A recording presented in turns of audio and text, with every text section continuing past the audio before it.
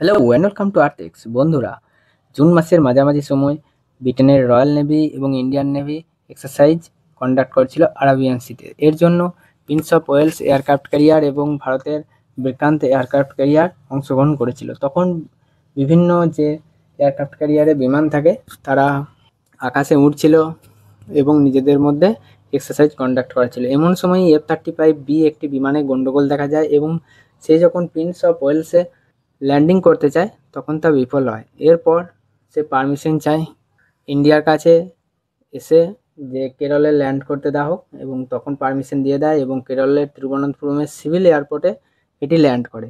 সেটির ডেট ছিল 14ই জুন। সেই 14ই জুন থেকে এই বিমানটি আজ পর্যন্ত কেরলের এয়ারপোর্টেই আছে। প্রথমে এটিকে হাঙ্গারে নিয়ে যেতে ভয় করছিল ব্রিটেন নেভি, যে ইন্ডিয়ার ইঞ্জিনিয়াররা কপি করে নেবে এই ক্রিটিক্যাল টেকনোলজি, কারণ F-35 একটি 5th জেনারেশনের এয়ারক্রাফট। লকহিড মার্টিন এটি তৈরি করে এবং খুব দামি এটি এয়ারক্রাফট, স্টেলথ প্রযুক্তিতে তৈরি, মানে অন্য দেশের রাডাররা ধরতে পারে না, এমনই দাবি করে ইউএস গভর্নমেন্ট এবং লকহিড মার্টিন বোথ। এটিকে এমনভাবে একটা রিপ্রেজেন্ট করা হয় যে এটি স্টেট অফ দি আর্ট। এটি যার কাছে থাকবে সে খুব সহজেই অন্য দেশে এয়ার ডিফেন্সকে চকমা দিয়ে ভেতরে ঢুকে যাবে সেই দেশের, এবং সেখানে ক্রিটিক্যাল ইনফ্রাস্ট্রাকচারে বম্বিং করে আবার ফিরে আসতে পারবে। কিন্তু এমন জিনিসটা সবসময় ঘটে না। ইন্ডিয়ান এয়ারফোর্স রেডারে এটিকে সহজেই ডিটেক্ট করেছে এবং তারপর এটিকে ল্যান্ডিংয়ের পারমিশন দিয়েছে। সে কথা ইন্ডিয়ান এয়ারফোর্স প্রকাশও করেছিল সেই সময়, যেটি আপনারা দেখতে পাচ্ছেন। আর এটি একটি খুব বড় এম্বারাসমেন্ট ছিল both Lockheed Martin, US government দুজনের পক্ষেই, কারণ তারা এটাকে একটা আলাদাভাবে প্রজেক্ট করে, কিন্তু সেরকম সব জায়গায় এটা সফল হয় নাই এই বিমানটি।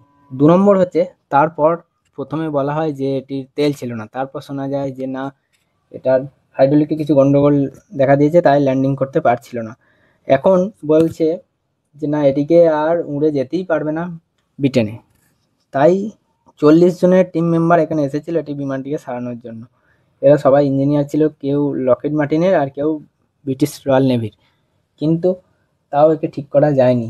এখন ইউকে ঠিক করেছে যে এটিকে ডিসমান্টেল করবে, মানে যে উইং স্প্যান উইংগুলোকে খুলবে, এছাড়া পিছনের দিকে টেল সেটিও খুলবে। তারপর একটি বড় ট্রান্সপোর্ট বিমান, যেগুলিকে বলে C-17 গ্লোব মাস্টার, এরকম বড় কোনো বিমানে ভরে এটিকে অল দ্য ওয়ে ইউকে নিয়ে চলে যাবে। তারপর লকহিড মার্টিনের ফ্যাক্টরিতে গিয়ে এটিকে পুরোপুরি আবার ওড়ার যোগ্য করবে। কিন্তু এখানেই হচ্ছে প্রবলেম, কারণ এইভাবে এত দামি একটি এয়ারক্রাফট, এর যে ওভারঅল লাইফ টাইম মূল্য যদি ধরা হয় তা $1.5 বিলিয়ন ক্রস করে যায়। এত দামি একটি এয়ারক্রাফটের এই অবস্থা হয়ে গেল, তাও এরকম নয় যে কারোর সাথে ধাক্কা হয়েছিল, সে নিয়ে সবাই সন্দেহ প্রকাশ করছে।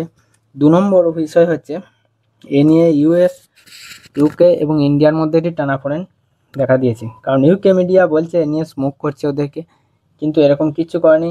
বিভিন্ন যে কেরালার ট্যুরিজম আছে তারা একটি ছোট্ট মিম টাইপের এআই জেনারেটেড ছবি দিয়ে F-35 ছবি দিয়ে এই মিমটি প্রকাশ করেছে। এর জন্য কোনোভাবেই এরা রয়্যাল নেভিকে মুভ করেনি। এই ঘটনাটাই যদি ইন্ডিয়ার সাথে ঘটতো তাহলে ওরা কত কিছুই না করতো। ওয়েস্টার্ন কালচার এইরকমই।